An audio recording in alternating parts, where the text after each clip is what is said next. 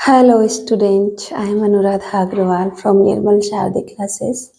Student मैं आज आपको एक एक नियम पढ़ाने जा रही हूँ कक्षा 6 प्रवेश के लिए। ये आपका लगभग अध्याय 16 के आएगा। आपका क्या आएगा? अध्याय 16। जरूरी नहीं कि आप अध्याय डालें, सिर्फ आप टॉपिक से अपने मन में रखें। इसे यूनिटरी मेथड भी कहते हैं। एक एक नियम मतलब आपको ज्यादा की वैल्यू देकर एक की वैल्यू निकालनी है स्टूडेंट। जैसे मैंने कहा कि 5 पेन 15 रुपए में आते हैं, 5 पेन 15 रुपए में आते हैं, तो एक पेन कितने में आएगा? तो एक पूछा ना, तो यही एक एक नियम है।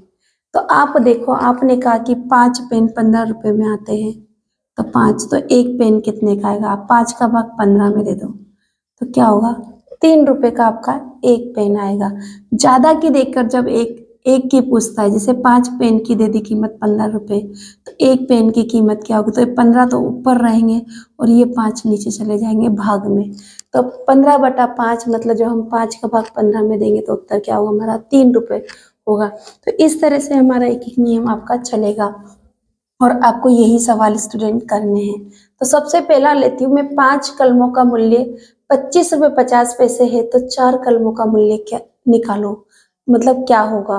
तो देखो यहाँ पर 5 कलमों का मूल्य, तो 5 कलमों का मूल्य क्या है आपका? रुपए बराबर 25 रुपये 50 पैसे। ठीक है, तो एक कलम का क्या होगा? तो मैंने आपको बताया था कि आपको भाग में लेना है, तो 25.50/5। ठीक है, अब आप चाहे तो दशमलव उठाए, चाहे तो डायरेक्ट काट दे, तो मैं चाहूंगी यहाँ डायरेक्ट काट दो। तो आपने कहा कि 25 में मैंने भाग दिया 25 रुपये 50 पैसे में 5 का, तो 5×5 = 25 हो गया आपका कट्ठस। दशमलव यहाँ था, आप ऊपर भेज दीजिए। आपने 5 उतारा, भाग दिया 5 में, 1×5 उतारा आपने 0। 0 में 5 का भाग नहीं जाता, या ऐसा कहें कि 0 बार जाता है, तो आपने यहाँ पर 0 बार भाग दिया और आपने कर दिया। तो आपका उत्तर हुआ 5 रुपये 10 पैसे। बहुत आसानी से आपने उत्तर कर दिया 5 रुपये 10 पैसे। एक कलम का मूल्य 5 रुपये 10 पैसे। एक कलम का हमें दिया है 4 कलमों का मूल्य, तो आप 4 से गुणा कर दोगे 5 रुपये 10 पैसे को। तो 5 को 10 से गुणा करा तो कितना हो गया? 40, और 4×5 = 20। नहीं समझ में आया तो यहाँ करो 5 दशमलव। तो हमने एक पेन का मूल्य निकाल लिया, तो 4 पेन का होगा, 4 से गुणा करो। 4 को 0 से किया 0, 1 चौक 4 दशमलव, जहाँ का जहीं लगा दो आप, 4×5 = 20, तो 20 रुपये 40 पैसे आपका आंसर हो गया। यहाँ पर मैंने पहले भी लिख दिया था। ठीक है, चलते हैं नेक्स्ट क्वेश्चन की ओर स्टूडेंट।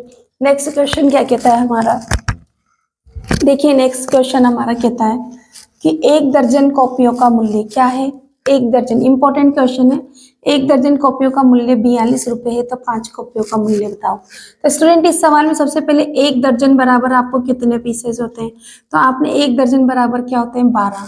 तो यहाँ 12 क्या है? कॉपियां है ना। कॉपियां पूछी तो कॉपियां, केले पूछे तो केले, या कुछ और चीजें पूछे तो 1 दर्जन मतलब 12 पीस होते हैं, 12 चीज होती है। ये आपको पक्के से याद रखना है। 1 दर्जन बराबर 12 कॉपियां या 12 वस्तुएं होती है। तो हमसे क्या कहा गया? 12 कॉपियों का मूल्य क्या है? 42 रुपए। तो 12 कॉपियों का मूल्य है ना, कॉपियों का आप चूकी से जमा सकते हैं इस तरह, चूंकि 12 कॉपियों का मूल्य कितना है आपका? 42 रुपए है। तो एक कॉपी का मूल्य क्या होगा? 42 में किसका भाग हो गया? 12 का। चलो 12 का पहाड़ा बोल के देखें। आप चाहे तो इसको काट भी सकते हैं, या फिर आप डायरेक्ट 42 में 12 का भाग दे। 12 12 2 12 6 3 12 36, 4 12 48, ज्यादा हो गए।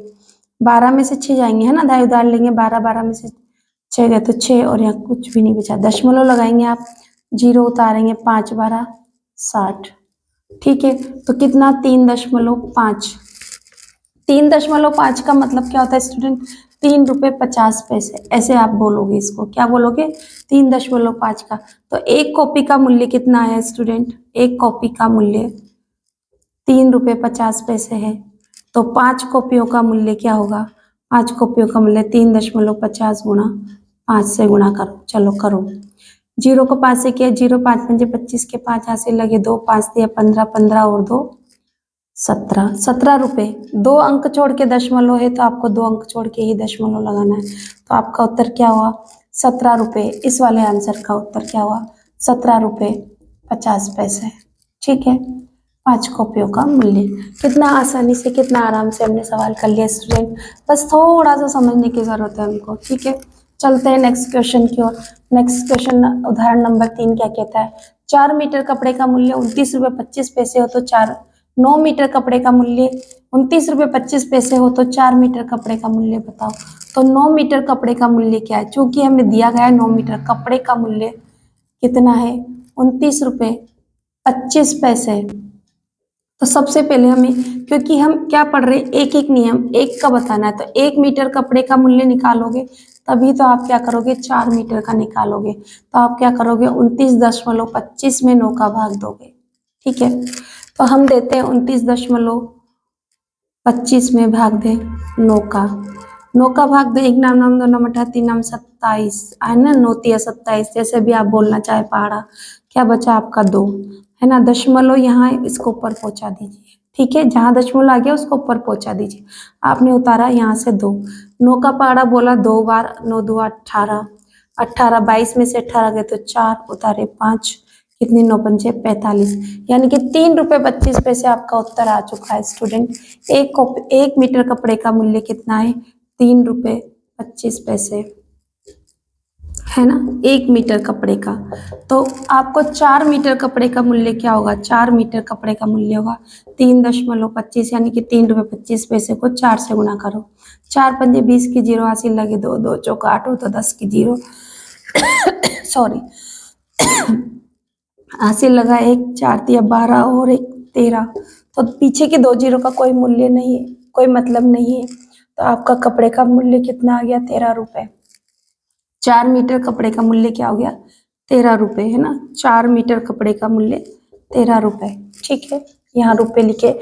रुपये का साइन विशेष रूप से ध्यान रखें, इस तरह का होता है। पहले रुपये ऐसे लिखा जाता था या फिर रुपये ऐसे लिखा जाता था, है ना, बट अब वर्तमान में रुपये ऐसे लिखा जाता है। ठीक है, चलते हैं आगे उदाहरण नंबर 4 की ओर। एक मनुष्य प्रतिमाह 150 रुपये बचाता है, 3/4 वर्ष में कितना धन बचाएगा? तो सबसे पहले 1 वर्ष में महीने कितने होते हैं स्टूडेंट? है ना, 12 महीने होते हैं। कितने होते हैं? 12 महीने। 3/4 वर्ष क्या होता है बेटा? 3/4 वर्ष में कितने महीने होंगे? तो आपको पता होना चाहिए 3/4 का निकालना सीखा होगा ना आपने, का, है ना। 12 महीने का 3/4, 12 महीने का 3/4 कैसे पढ़ेंगे? 12 महीने का 3/4। तो का मतलब क्या होता है? गुणा में जाता है ना। तो 4 का भाग दोगे आप 12 में, कितनी बार गया? 3 बार। 3 तिया 9, 9 क्या है? आपके महीने। तो 3/4 वर्ष बराबर क्या हो गया?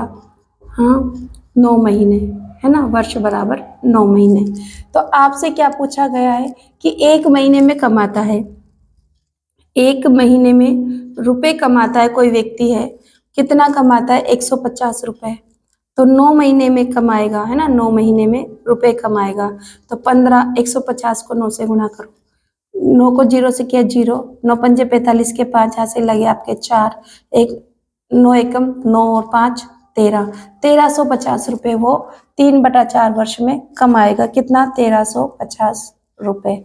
स्टूडेंट आप कहेंगे कि मैम 3/4 वर्ष निकालना बहुत मुश्किल है, तो आपने पहले की प्रश्नावलियों में, जो मैंने तो नहीं पढ़ाई पर आपने पढ़ी होगी निश्चित रूप से, तो 3/4 का निकालना आना चाहिए, जैसे 100 का 25%, है ना। इस तरह के सवाल आपने पढ़े होंगे। तो ऐसे ही 12 महीनों का 3 या 1 वर्ष का 3/4 क्या होगा? तो आपको उसकी छोटी इकाई महीनों में उसे बदलना होगा और फिर सवाल करना होगा। ठीक है स्टूडेंट, चलते हैं आगे क्वेश्चन की ओर। क्वेश्चन क्या कहता है हमारा? उदाहरण नंबर 5, एक गोली 99 मीटर प्रति सेकंड की गति से चलती है। 1 किलोमीटर 89 मीटर जाने पर उसे कितना समय लगेगा? गोली की स्पीड दी हुई है हमें। गोली कैसे चल रही? 99 मीटर, और 1 किलोमीटर और 89 मीटर जाने में से कितना होगा? तो यहाँ सबसे पहले जो किलोमीटर है ना, किमी को आपको क्या करा? 1 किलोमीटर, किमी मतलब किलोमीटर, एक किलोमीटर में कितने मीटर होते हैं? तो आप कहेंगे जब भी किलो की बात होती है तो 1000 होते हैं, तो यहाँ 1000 क्या होगा? मीटर। पीछे वाली यूनिट से जोड़ ले। 1 किलोमीटर बराबर 1000 मीटर, 1 किलोमीटर बराबर 1000 मीटर। 10 बार आप अपने मन में रिपीट करें तो आपको समझ में आ जाएगा। तो 1 किलोमीटर बराबर मेरा 1000 मीटर हो गया, और साथ में मेरा कितना? 89 मीटर है ना, 89 90, तो इसको जोड़ लो तो कितना हो गया? 9801। तो कितना मीटर आपका टोटल डिस्टेंस होगी, टोटल दूरी होगी? 1089। तो यहाँ देखो गोली कितनी चल रही है? 99 मीटर प्रति सेकंड की। तो 99 मीटर, चूंकि हमें दिया हुआ है 99 मीटर चलती है गोली, कितना? 1 सेकंड में, 1 सेकंड में, है ना, सेकंड में। तो बताओ वही गोली 1 मीटर, है ना, 1 मीटर कितना चलेगी? 1/99। हम यही तो करते हैं, यहाँ की संख्या में इस वाली संख्या का भाग देते हैं, तो 1/99 होगी। तो मेरे पास दूरी कितनी होगी? 1089 मीटर चलने पर उसे कितना समय लगेगा? किसको? गोली को। तो 1/99 गुणा में क्या हो गया? 1089। तो आपको पता है 99 किसके पहाड़े में आते हैं? 99 आते हैं, आप 9 के पहाड़े से काट ले। 9 से कैसे कटेगा? 8 और 1 9 को जोड़ो, 9 और 9 18, मतलब ये पूरी संख्या 9 से विभाजित होगी। तो 9 से काटा मैंने 11 बार, 9 से इसको काटो 1 बार। देखो अगर नहीं आता है तो आप इस तरह से करो, 9 का भाग दो, कितना बार गया? 10 में 1 बार, बचा 1 8, कितनी बार गया? 2 बार, 18, है ना। फिर आपने उतारा 9 1 बार, तो कितनी? 121 बार गया। और जब 121 बार गया तो आपको पता है 11 से 121 11 बार कटते हैं। कितनी बार कटते हैं? 11 को 11 से गुणा करते हैं तो क्या होता है? 121। आपने वर्गमूल पढ़ा होगा, निश्चित रूप से पढ़ा है, मुझे पता है आपको आता भी है। तो आपका क्या उत्तर है? 11 सेकंड। क्या हुआ? 11 सेकंड, क्योंकि हमने उत्तर किस में निकाल रहे हैं? सेकंड से ही तो कर रहे हैं। अगर 60 हो जाता तो 1 मिनट कर देते, अब तो हमारे पास 11 ही है, तो 11 सेकंड हमारा कितना समय लगेगा? 11 सेकंड का समय लगेगा। अच्छे समझ में आ गया आपको? नहीं आया तो वीडियो को रिकैप कीजिए और फिर से देखने का प्रयास कीजिए और समझने का। मेरे साथ कॉपी पेन लेकर बैठिए बेटा, तभी आप कर पाएंगे। चलो एक लास्ट क्वेश्चन है आज की इस वीडियो के, इसके बाद जो वीडियो मैं बनाने वाली हूँ वो टफ है ना। भोजन, जैसे भोजन वाले क्वेश्चंस हैं कि एक व्यक्ति कितना खाना खाता है, इतने दिन में इतने व्यक्ति इतना खाना खाते हैं, तो इस तरह के सवाल होंगे। और मैं बिल्कुल सिंपल ट्रिक में, पक्के से मैं आपसे कह रही हूँ, मेरा प्रॉमिस है आपको कि आपको सवाल मैं चुटकियों में सिखा कर रहूंगी, है ना। और उस वीडियो को आप जरूर देखना। तो क्या कह रहा है? 3 क्विंटल 30 किग्रा गेहूं का मूल्य 429 रुपए, तो 3 क्विंटल गेहूं का मूल्य ज्ञात करो। सबसे पहले स्टूडेंट, 1 क्विंटल क्या होता है? क्विंटल तो नाम ही पहली बार सुना है। आप कहेंगे मैम क्विंटल क्या होता है? क्विंटल का मतलब होता है 100 किलोग्राम, 100 किलोग्राम। 1 क्विंटल का मतलब क्या होता है? 100, 1000 किलोग्राम कितना होता है?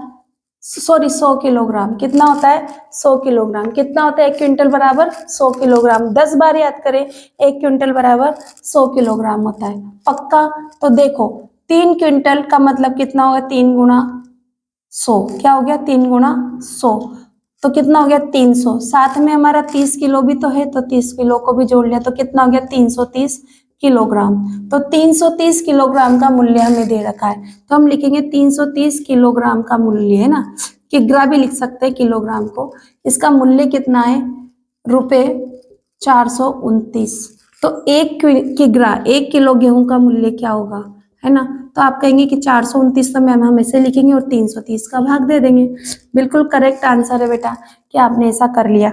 पर हमसे क्या पूछा गया है कि 3 क्विंटल का मतलब, 3 क्विंटल मतलब 300, 3 क्विंटल बराबर, यहाँ लिख ले 3 क्विंटल बराबर 300, मैंने यहाँ लिखा हुआ है। तो 300 किलोग्राम का मूल्य, है ना, 300 किग्रा क्या है? गेहूं का मूल्य क्या होगा? तो आप क्या करेंगे? 429 बटा 330 गुणा क्या करेंगे? 300। बेटा ये सवाल शॉर्ट करने का तरीका नहीं, तो पहले 1 का निकालते फिर करते, पर देखो कितना आसान हो जाता है। 0 से 0 कैंसिल, 3 के पहाड़े से कट गए 10 बार, 3 के पहाड़े से कट गए 11 बार। अब देखो अगर मैं 429 में अगर 11 का भाग दूं तो आराम से जा रहा है। कैसे? चलो करो, 3 तिया 3 11 33, 2 में से 3 नहीं जाएंगे, इधर उधर ली 12, 12 में से 3 गए तो 9, यहाँ 3 रहेगा क्रॉस और 9, कितनी बार गया? 9 बार, है ना। तो 11 से 39 बार कट गया, कितना बार कटा? 39। अब 39 को मैं गुणा कर दूं 10 से, यही तो बात कह रहे हैं ना, 39 को 10 से गुणा करो तो 390 रुपए आंसर होगा। किसका? 3 क्विंटल गेहूं का मूल्य 390 होगा। कैसे मैम? तो देखो बेटा, 330 किलोग्राम था जब 429 रुपए थे, तो अब मेरे पास तो 300 ही है ना, तो उत्तर तो छोटा ही आएगा ना। तो देखो ना, 429 से छोटा 390 है। आज की वीडियो में मैं इतना ही पढ़ाऊंगी, मिलते हैं नेक्स्ट वीडियो में। तब तक के लिए गुड बाय। मेरे साथ बने रहिए, पढ़ते रहिए। किसी भी कंपटीशन में इस लेवल के जो क्वेश्चन आते हैं उन सब के लिए देखते रहिए। Thank you for watching my channel. पसंद आए तो वीडियो को लाइक शेयर सब्सक्राइब जरूर कीजिए।